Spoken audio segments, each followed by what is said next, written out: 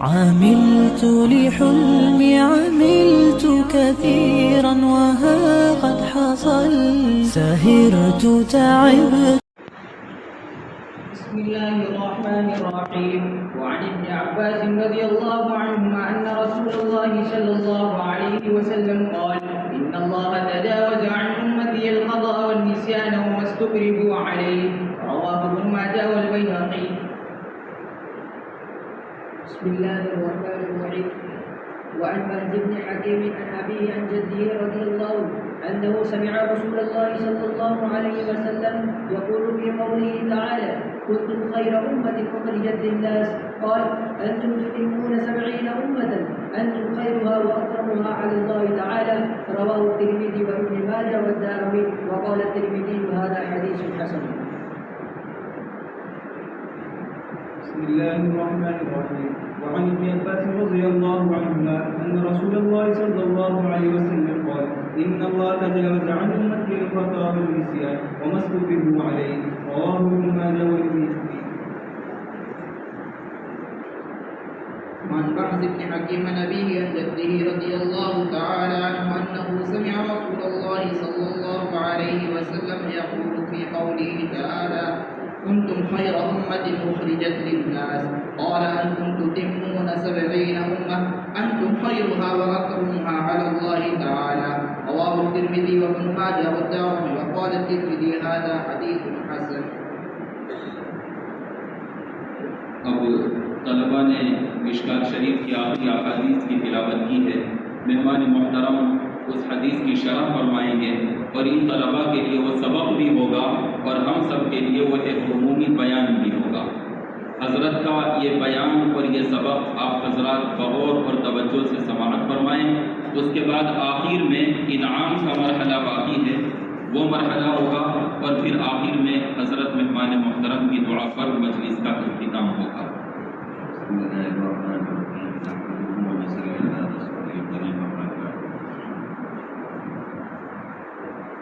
اور تھوڑے سے وقت میں مجھے 2-4 باتیں آپ لوگوں کے سامنے بڑی محبت سے، بڑی عقیدت سے، بڑے پیار سے آپ لوگوں کے سامنے بیان کرنی ہے. پہلی بات تو مجھے یہ عرض کرنی آپ لوگوں کے سامنے کہ اللہ کی نگاہ میں ایک ایمان والے کا بڑا مقام اور مرتبہ ہے، یہ ہم جانتے ہیں. حدیث پاک ہے: لا تقوم الساعة حتى يقال في الأرض اللہ اللہ.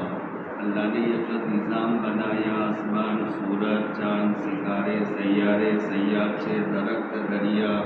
پہاڑ، ندی، نالے، اور یہ جو انسان اور مخلوقات اللہ نے بنائی ہے، وہ سارے مخلوقات اور یہ سارا نظام ایک ایمان والے کی وجہ سے اللہ چلاتے رہیں گے اور یہ چلتا رہے گا. اور جس دن ایمان والا دنیا میں نہیں رہے گا اس دن اللہ تعالیٰ کو یہ نظام کی کوئی ضرورت نہیں ہے، یہ نظام بھی ختم ہو جائے گا. یہ طلباء اور علماء جانتے ہیں کہ اللہ کے نبی علیہ السلام کی دنیا میں تشریف آوری سے ٹھیک 1 سال پہلے، ابھی آپ دنیا میں تشریف نہیں لائے تھے، ٹھیک 1 سال پہلے ایک بہت بڑا عجیب واقعہ پیش آیا تھا کہ ابرہہ بادشاہ بیت اللہ کو ڈھانے کے لیے چلا تھا. مشہور واقعہ ہے، لیکن پوری تاریخ کو چھوڑتے ہوئے خلاصہ میں یہ بیان کرتا ہوں. اس وقت میں اللہ کے نبی علیہ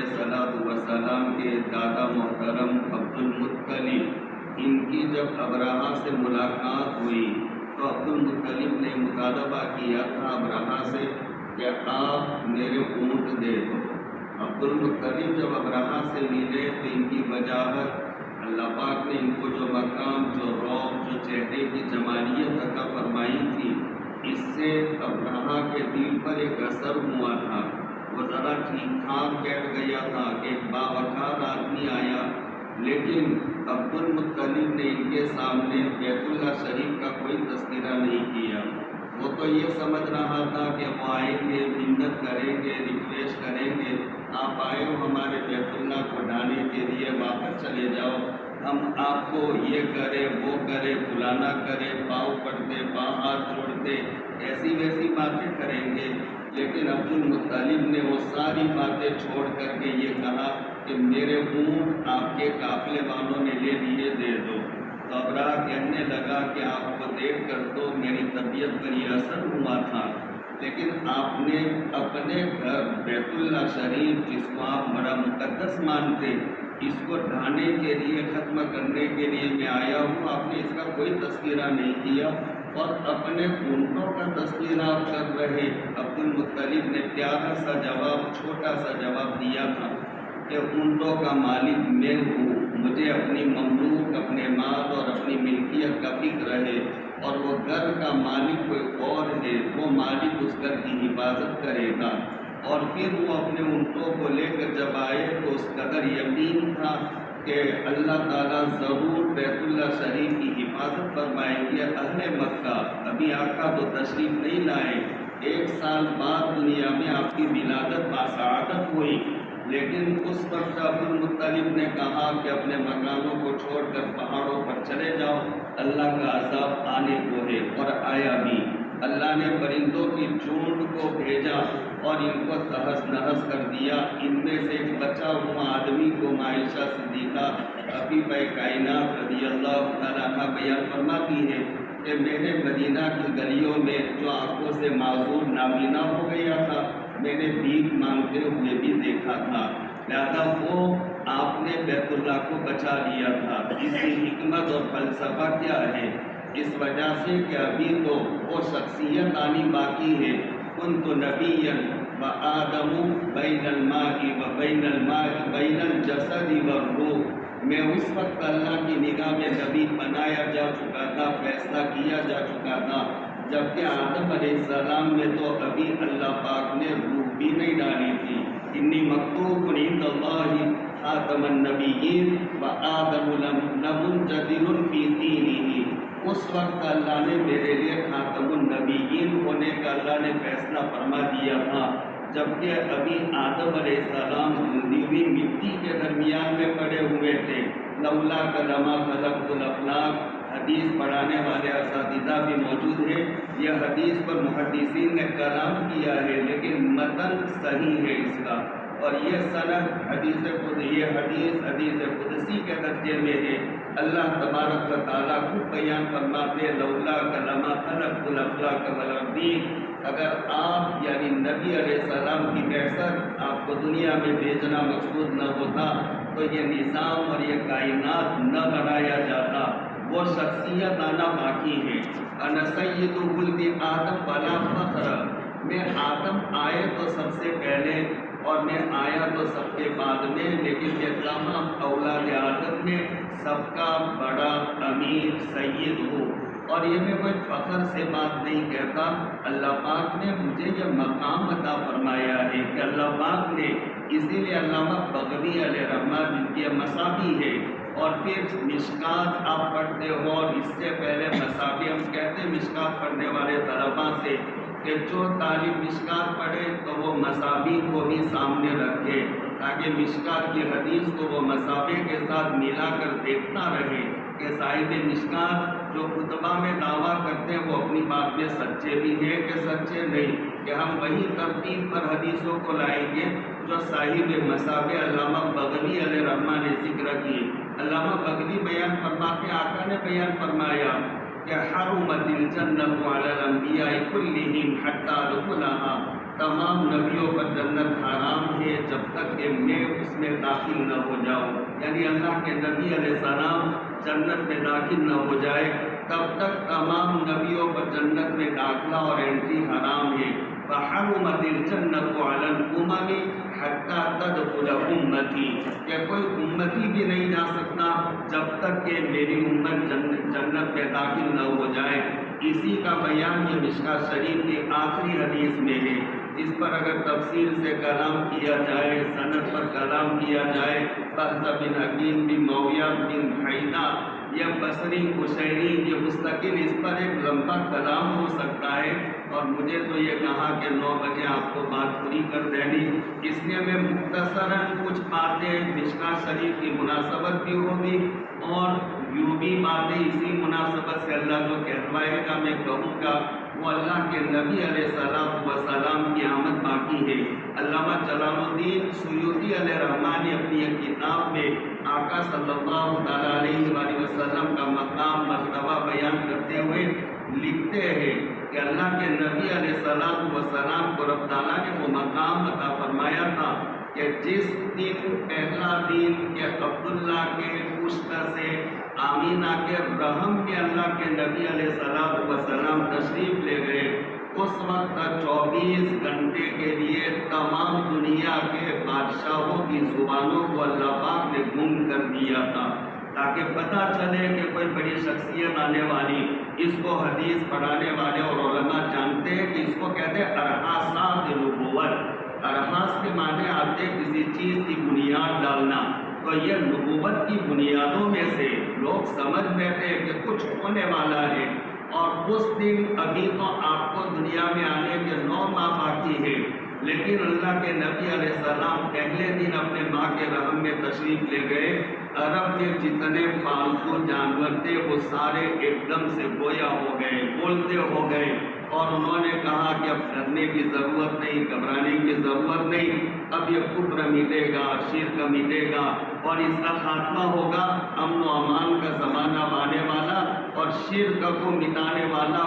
قریب آنے والا ہے۔ لیکن اس کے بعد پھر ایک زمانہ وہ آئے گا جس زمانے کے فکر ہم نے یہ طلباء سے بھی سنی، یہاں کے مفکرین اور یہاں کی اچھی سوچ رکھنے والے علماء کی زبان بھی سنی۔ ایک تفسیر ہے لا تبرجن تبرج الجاہلیت الاولی، کہ پہلی جاہلیت کی طرح عورتوں سے قرآن کریم میں میرا اللہ کہتا ہے بندھن کر کے نہ نکلا کرو۔ اس میں ایک لطیف اشارہ ملتا ہے کہ جاہلیت اولا، پہلے جاہلیت، اس کا معنی ہے جاہلیت ثانیہ بھی ہونے والی، اور علماء کہتے ہیں وہ جاہلیت ثانیہ یہی دور ہے، یہ ابتداء کا دور ہے جو بچے نے ہلا دینے والی تقریر کرتی تھی۔ اس وقت میرے دماغ میں ایک حدیث آئی تھی بادروا بالاعمال فتنا کقطع اللیل المظلم یصبح مؤمنا ویمسی کافرا ویمسی مؤمنا ویصبح کافرا۔ یہی ابتداء کا زمانہ، یہ جہالت ثانیہ کے دور شروع ہو رہا۔ تو ابھی اتنی بڑی شخصیت کی آمد باقی اللہ کے نبی علیہ السلام کی، صحابہ، جو صحابہ جن کی تعداد یہ 1,24,000 یہ بتائی جاتی ہے، لیکن بعض چیزیں ایسی ہیں یہ انبیاء کی تعداد، صحابہ کی تعداد 31 کی 24 کی، اور انبیاء کی تعداد 2.25 لاکھ اور 1.25 لاکھ، یہ دونوں روایتیں۔ لیکن یہ علماء کے کام میں یہ میں بات ڈال دوں، بعض علم ایسے ہوتے ہیں جس علم کو کہا جاتا ہے علوم وحیہ، اس کو کوئی انسان نہیں جان سکتا۔ یہ میرے پیارے بچے جو علم پڑھتے ہیں وہ علوم وحیہ پڑھتے۔ آپ نے مشکاۃ شریف میں ایک روایت پڑھی، امیر المومنین حضرت عمر بن خطاب رضی اللہ تعالیٰ عنہ ایک بڑا مقام رکھتے تھے اپنے دور خلافت میں۔ یہاں 4-5 بچے حافظ ہوئے، ہو سکتا ہے ہزاروں کی تعداد میں یہاں سے حفاظ بنیں گے علماء۔ مجھے بڑا اچھا لگا یہاں آنے کے بعد، نظام کو دیکھا، طلباء کے پروگرام کو دیکھا، اساتذہ کی محنت بالکل کھل کر سامنے آ گئی، کچھ کہنے کی ضرورت نہیں ہے، اور ٹھوس پختہ علم ان کو دیا جاتا ہے۔ وہ حدیث آپ نے پڑھی ہے کہ امیر المومنین عمر بن خطاب یہ وہ کام کر کے گئے اپنے دور خلافت میں کہ 17,000 انہوں نے حفاظ قرآن تیار کیے تھے۔ اپنے دور خلافت میں 700 جامع مساجد کی بنیاد ڈالی تھی، اگر چھوٹی موٹی مساجد اس کی تو کوئی انتہا نہیں، اور ضرورت پیش آنے پر ایمرجنسی انہوں نے 1 لاکھ قرآن کے نسخے تیار کروائے تھے۔ یہ کب تیار کروانے پڑیں گے؟ اس وقت اب ایک قلم سے دستی قرآن کو لکھا جاتا، پریس کی طرح جلدی سے چھپ کر گھنٹوں میں، منٹوں میں اور دنوں میں قرآن باہر آ جائے، ایسا نہیں تھا۔ قرآن کو لکھنے میں ایک وقت درکار، ایمرجنسی 1 لاکھ قرآن کے نسخے تیار کروائے، اور وہ مختلف بلاد عالم میں جہاں جہاں پر اسلام پھیلتا گیا وہاں پر وہ قرآن کے نسخوں کو تقسیم کیا جاتا رہا۔ وہ عمر بن خطاب کی روایت آپ نے پڑھی، ایک مرتبہ امیر المومنین بڑے غمگین غمزدہ بیٹھے ہوئے تھے، امیر المومنین کوئی معمولی آدمی نہیں تھے، لہٰذا ان کے غمزدہ ہونے کی وجہ سے پورے مجمع پر اثر تھا کہ آج کیوں امیر المومنین یہ ٹینشن میں اور غمگین ہے۔ چنانچہ لوگوں نے سامنے رہنے والوں نے استفسار کیا، یہ بات پوچھی، سوال کیا، امیر المومنین اب پریشان اور غمزدہ نظر آتے، اور جواب دیا، میں نے یہ فکر ہے کہ میں ابھی اپنے علاقے میں ٹیڈ کو نہیں دیکھتا۔ ٹیڈ ایک جانور، چھوٹا سا پرندہ، اللہ نے اس میں بلڈ نہیں رکھا، مچھلی میں بھی نہیں رکھا، اس لیے مچھلی کو ذبح کرنے کی ضرورت نہیں اور ٹیڈ کو بھی ذبح کرنے کی ضرورت نہیں۔ وہ جانور ذبح کیا جائے جس میں بلڈ اور دم سائی اور بہت زیادہ خون اور بہنے والا، وہ ناپاک ہے۔ آدمی جب مر جائے، جانور مر جائے تو وہ بلڈ آہستہ آہستہ گوشت میں مل جاتا ہے اور وہ ناپاک ہے۔ قرآن کریم میں دم مسفوح صاف طور پر کہہ دیا، نص قطعی سے وہ حرام ہے، تو وہ گوشت میں مل جاتا، اور جب گوشت میں مل جائے گا تبھی کہا جاتا ہے کہ بدن ٹھنڈا پڑ گیا۔ تو جانور کا جب بلڈ نکل جائے گا تو وہ جانور کا خون ٹھنڈا، گوشت کا ٹھنڈا پڑ جائے گا۔ فلسفی لوگ تو اسی بلڈ کو کہتے روح، لیکن یہ غلط بات ہے، اس لیے کہ اللہ کے نبی علیہ الصلوۃ والسلام سے جب سوال کیا گیا تھا یسألونک عن الروح، تو اس کے جواب میں رب تعالیٰ نے یہ جواب دیا تھا کہ اتنا کہہ دو یہ میرے رب کا امر ہے، بس یہ بلڈ یہ روح نہیں ہے، میرے رب کا ایک امر ہے، وہ امر کی وجہ سے یہ سب ہو رہا ہے۔ امر جب ہوگا تو پھر یہ انسان کا یہ چلنا پھرنا دیکھنا بولنا یہ سارا کا سارا ختم ہو جائے گا۔ خیر وہ حضرت عمر بن خطاب کی روایت ہے،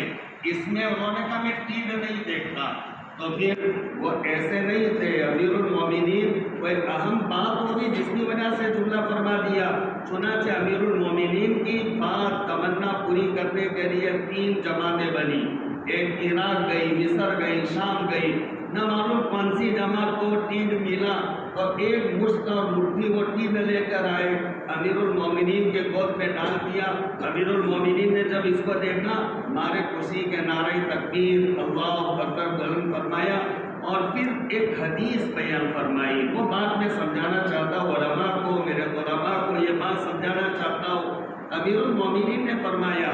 اللہ تعالیٰ نے 1000 جاندار مخلوقات، 18,000 کی بات غازی ثناء اللہ صاحب پانی پتی رحمہ اللہ نے تفسیر مظہری میں لکھا ہوا ہے، اللہ نے 18,000 مخلوقات، یہ مخلوقات بہت ساری ہیں، میں جاندار کی بات یہ روایت میں ہے، اللہ نے جاندار 1000 مخلوقات بنائی، 600 سمندر میں اور 400 آبادی میں، اور جب ان میں سے پہلی مخلوق ٹیڈ ختم ہوگا تو ٹیڈ کے ختم ہونے کے بعد باقی مخلوق اس طرح ختم ہو جائے گی جیسے تسبیح کے لڑی دھاگے کو توڑ دیا جائے تو پارے ایک دوسرے کے بعد ختم ہوتے۔ اب میں یہ سوال کرتا ہوں ان علماء سے کہ وہ 600 سمندر میں جانور جو امیر المومنین نے فرمایا کون گننے گیا، کس کی طاقتیں گن سکے، قیامت تک کون گن سکتا ہے؟ یہ وہی جان سکتا ہے جس کو اللہ نے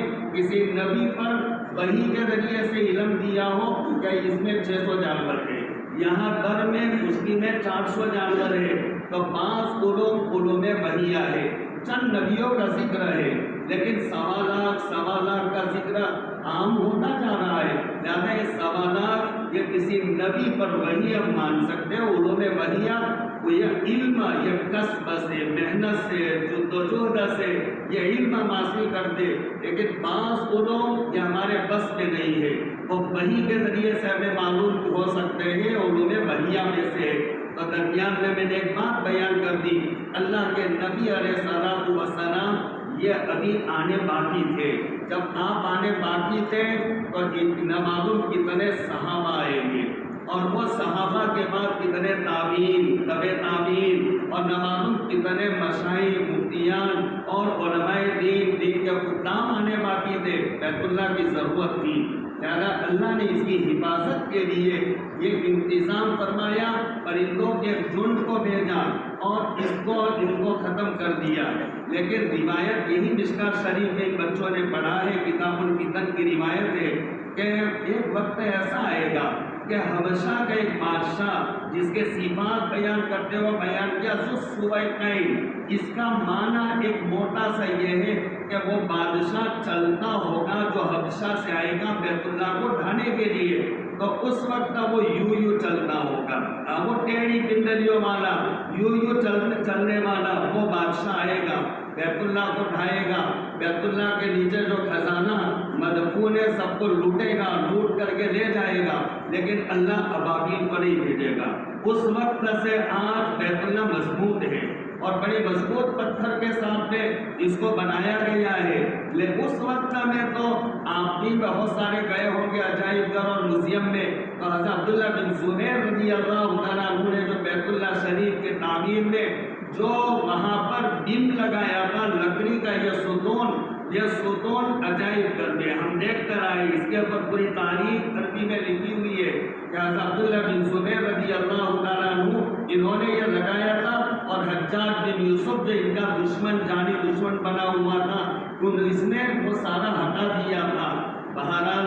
میں یہ کہنا چاہتا ہوں یہ عزیز طلبہ سے، ذرا وقت ابھی پورا ہونے آ گیا، اللہ کے نبی علیہ الصلوۃ والسلام ابھی آنے باقی تھے، تو پھر یہ بیت اللہ شریف کا بقا ضروری تھا، لیکن ایک وقت وہ آئے گا کہ وہ بادشاہ بیت اللہ کو ڈھائے گا، کوئی بیت اللہ کو بچانے کے لیے نہیں آئے گا۔ کیوں؟ اس لیے کہ اب دنیا میں کوئی ایمان والا باقی نہیں بچا، تو بیت اللہ کی بھی ضرورت نہیں۔ معلوم یہ ہوا کہ بیت اللہ کا مقام یہ ایمان والے کی وجہ سے ہے، اسی وجہ سے ایک مرتبہ اللہ کے نبی علیہ الصلوۃ والسلام بیت اللہ شریف کا طواف فرماتے تھے، اور بیت اللہ کے طواف کے دوران میں آپ کے ساتھ جو مجمع تھا یہ مختلف ملکوں کا تھا، روم کے صہیب بھی تھے، اور حبشہ کے حضرت بلال رضی اللہ تعالیٰ عنہ بھی تھے، فارس کے سلمان بھی تھے، یمن کے ابو موسیٰ اشعری بھی تھے رضی اللہ تعالیٰ عنہ، الگ الگ زبان رنگت والے، الگ الگ کلچر والے، اور سب بیت اللہ شریف کا عاشقانہ انداز میں طواف کر رہے تھے۔ یہ نظارہ جب اللہ کے نبی علیہ الصلوۃ والسلام نے دیکھا تو طواف کرتے کرتے آقا تھوڑی دیر رک گئے، اور رک کر کے بیت اللہ سے خطاب کر کے فرمایا اور کہنے لگے کہ بیت اللہ تیرے مقام کا، عظمت کا، رفعت کا کیا کہنا، اللہ نے کیا مقام دیا، لیکن پھر آخری جملہ آپ نے بیان فرمایا بیت اللہ سن،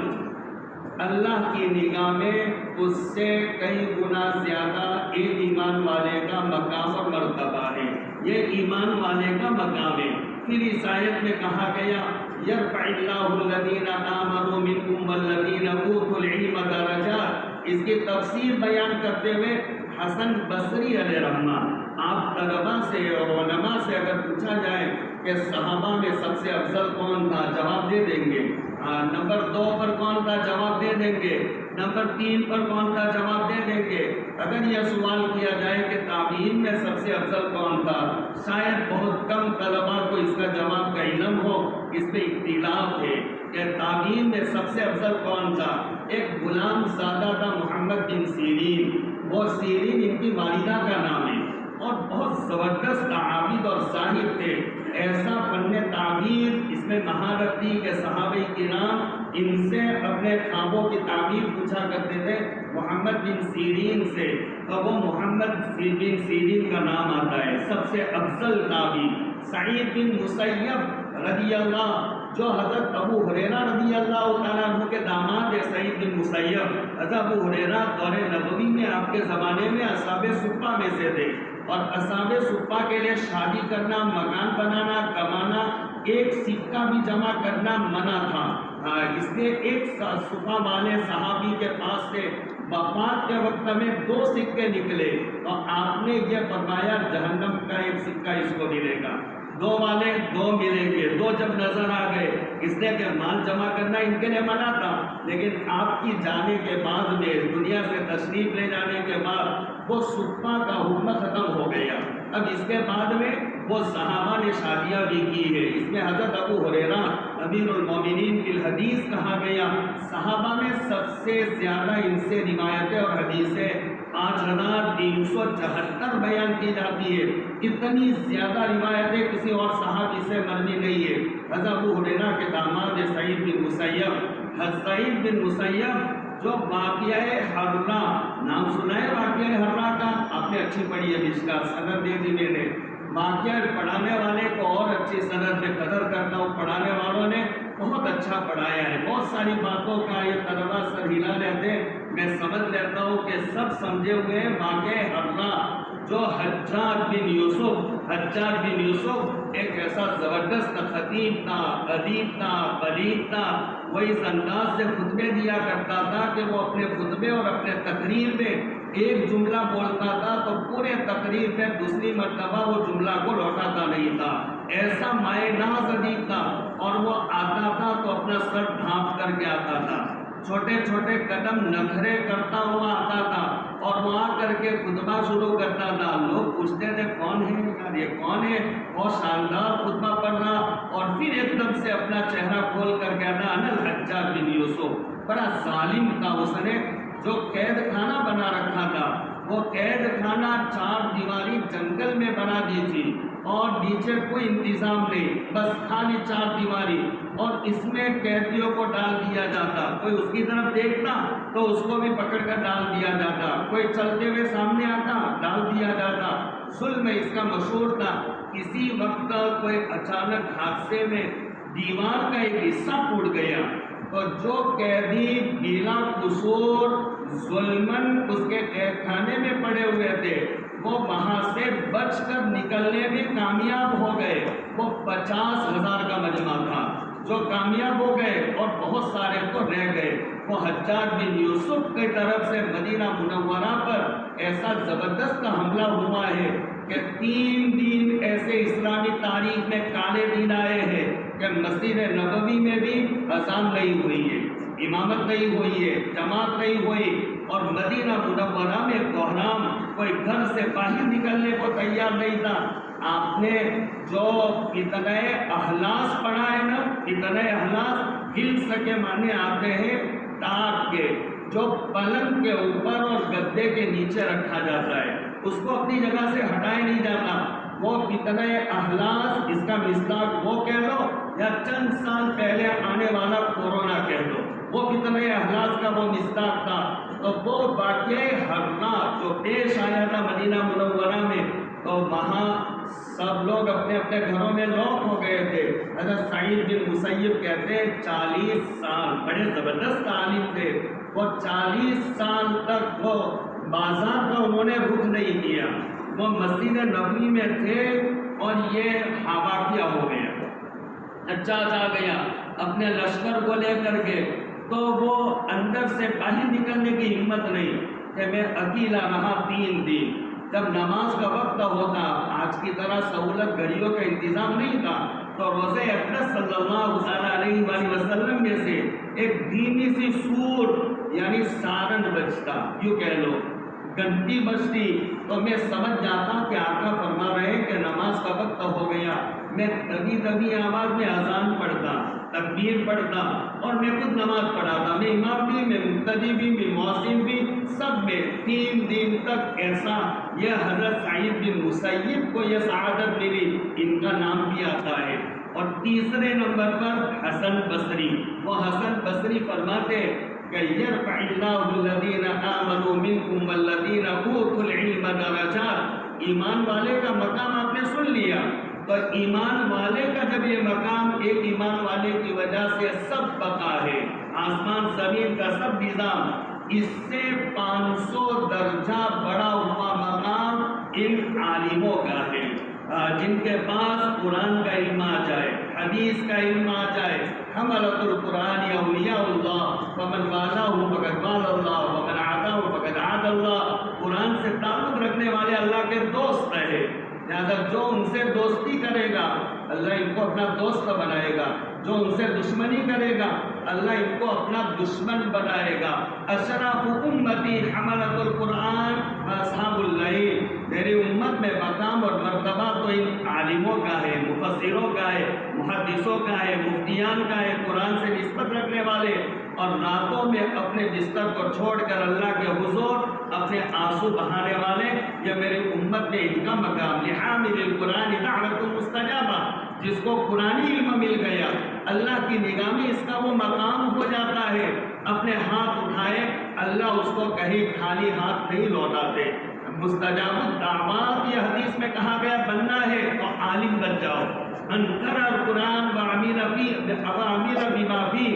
البس والداه تاجا يوم القيامة ضوءه احسن من ضوء الشمس لو كان في بيوتكم فما ظنكم بالذي عمل بها۔ جو قرآن پڑھے، قرآن کے مطابق عملی زندگی بنائے۔ یہ ہمارے بچے قرآن پڑھتے ہیں، قرآن کے مطابق یقیناً عملی زندگی۔ میں نے جو یہاں کی کارگزاری سنی، کالج کرنے والے، 11ویں 12ویں پڑھنے والے، آگے پڑھنے والے، اور یہ لباس لے اور یہ چہرے مہرے کے ساتھ، یقیناً بڑی سعادت۔ اور مجھے تو بہت خوشی ہوئی یہاں کا نظام اور یہ ترتیب دیکھنے کے بعد میں۔ اب یہ جن کے والیوں نے ان کے پیچھے قربانی دی، مولانا مدثر صاحب نے جو نظام آپ کو بتایا، آئیے اس نظام کی طرف۔ یہ یہی نظام ہے، آقا نے فرمایا تھا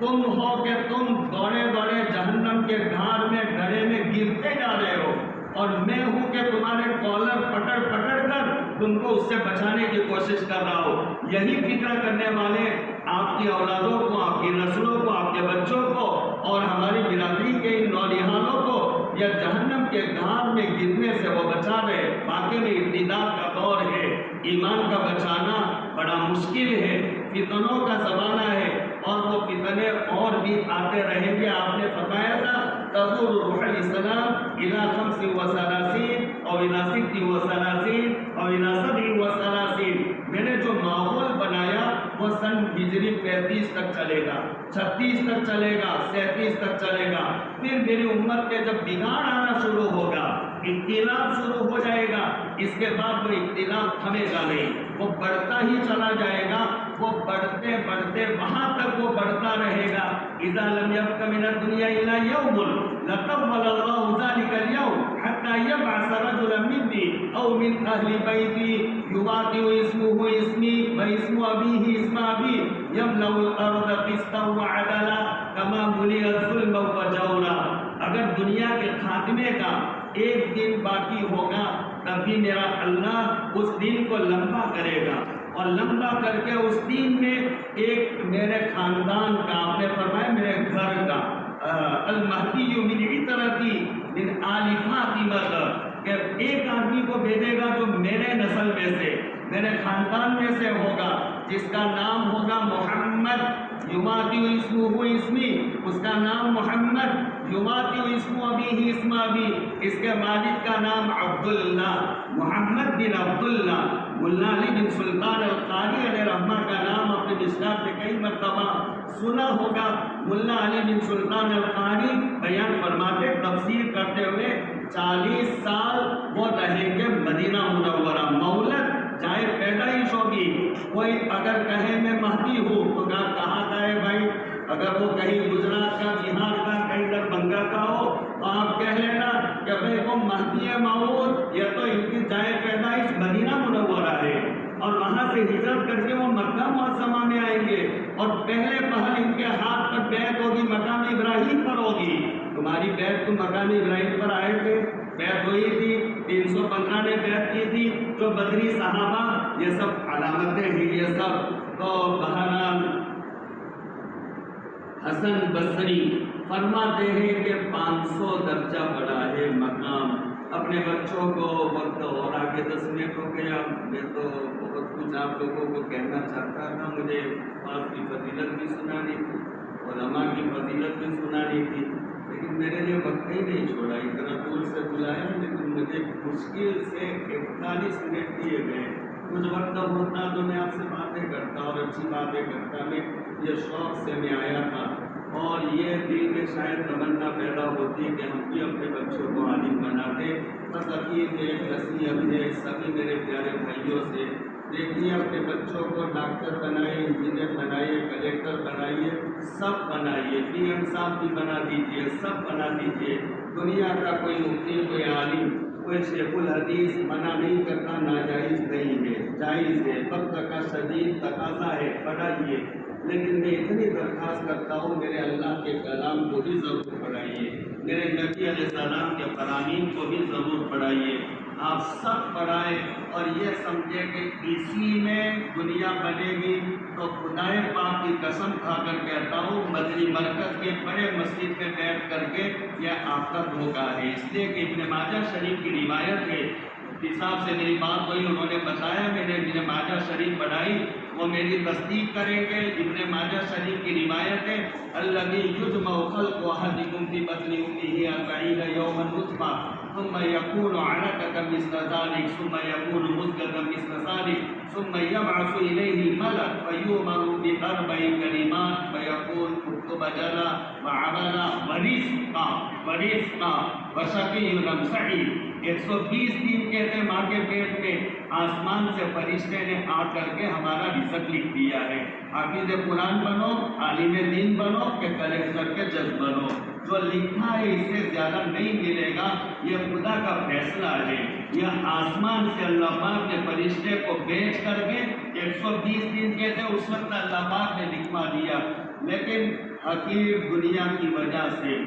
اپنے بچوں کے ایمان کا سودا نہ کرے، اپنے بچوں کو اسلامی تعلیمات، قرآن سے مناسبت، حدیث سے مناسبت، اور یہ بہترین نصب ہے۔ واقعی میں جتنی تعریف کروں اتنی کم، میرا مزاج ہے، کئی جگہ پر جانا ہوا تو ہم نے یہ مشورہ دیا کہ یہ کیا جائے۔ بہت ساری جگہ پر ہم نے کسی کو انفرادی طور پر مشورہ دے کر کے میں نے کہا آپ یہ کام کر سکتے ہو، ان کالج اسکول والے بچوں کو آپ لاؤ اور لا کر کے ان کو آپ 1 گھنٹہ دو۔ 1 گھنٹہ اگر وہ بہت سی جگہ فجر کے بعد وہ آتے، بہت سی جگہ عشاء کے بعد، میں نے کہا یہ طبقہ جا رہا ہے، ان کے دماغوں میں وہی جو مولانا نے فرمایا وہ اعتراضات، اب وہ ملائکہ ان کو سمجھ میں نہیں آتے۔ آمنت باللہ وملائکتہ وکتبہ ورسلہ والیوم الآخر والقدر خیرہ وشرہ من اللہ تعالی والبعث بعد الموت۔ یہ ہم نے بچپن میں پڑھا تھا، لیکن کلیکٹر کے قریب ہونے گیا تو اس کو یہ ملائکہ سمجھ میں نہیں آتے۔ والکتب آسمانی 104 کتابیں اس کو سمجھ میں نہیں آتی، 4 بڑی کتابیں اور 100 چھوٹی چھوٹی کتابیں، یا اب اس کو اعتراضات شروع ہو جائیں گے، نبی اور رسول ان کو سمجھ میں نہیں آئیں گے۔ تو آپ پڑھائیے بچوں کو، لیکن قرآن سے بھی ان کو جوڑے رکھیے، حدیث سے بھی ان کو جوڑے رکھیے۔ اللہ پاک ان بات کو، میری بات کو مفید بنائے، میرے لیے سفیر آخرت بنائے، میرے لیے ذریعہ نجات بنائے، ہدایت کا ذریعہ بنائے، اور اللہ ہم سب کو اپنے بچوں کو دین پڑھانے کے لیے اپنے بچوں کو اللہ قبول فرمائے، اور